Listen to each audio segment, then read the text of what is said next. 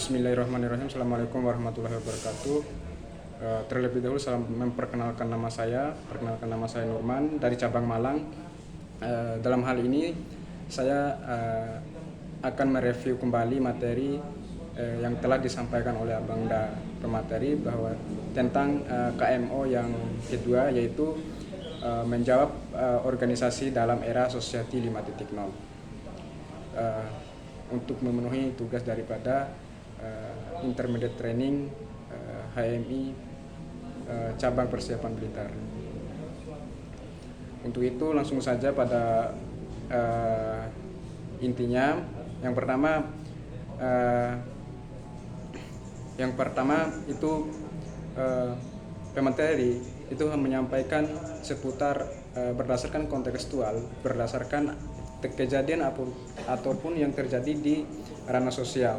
Nah, yang pertama itu pertumbuhan dimensi bruto 2019 sampai 2021, yang dimana komposisi penduduk Indonesia itu dibagi dalam beberapa generasi. Yang pertama itu generasi Z itu sebanyak 25,87%, kemudian generasi X 21,81%. Nah, kemudian postgen 2,10,8%, terus baby boomer 11,56%. Nah, di sini kita bisa melihat bahwasannya yang menjadi kendala untuk Indonesia bahwasannya ini di wilayah sumber daya manusianya.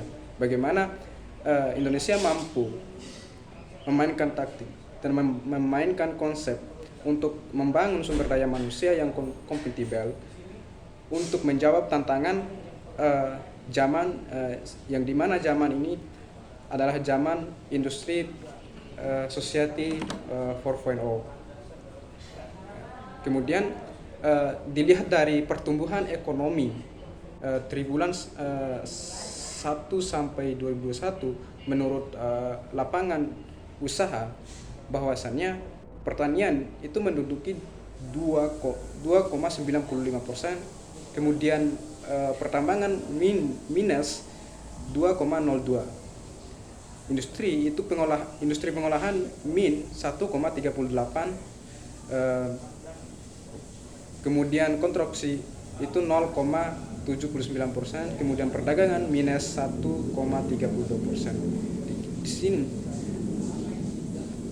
adalah mengkontekskan dengan apa yang terjadi terkini, bahwasannya yang terjadi terkini itu dampak daripada pandemi COVID-19. Di sini adalah memainkan manajemen, organisasi, kepemimpinan untuk mengatasi hal-hal ini, hal-hal yang sangat signifikan terhadap negara, hal-hal yang mendukung negara untuk berkembang.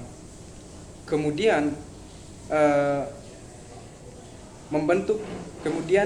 di sini bisa saja membentuk kemandirian berpikir. Tentu kemandirian berpikir di sini mengajarkan bahwa bukan hanya sekedar berbicara soal teori, tetapi berbicara soal konsep, di mana konsep itu bisa dipraktekkan berdasarkan manajemen yang dirancang, kemudian berdasarkan pengorganisasian yang sangat kompatibel dan maksimal. Kemudian di sini bahwasannya untuk mencapai hal tersebut adalah proses pencapaian tersebut adalah memiliki insting entrepreneurship atau menggunakan platform industri, kemudian membangun inovasi. Nah, kemudian mengenal kultur global.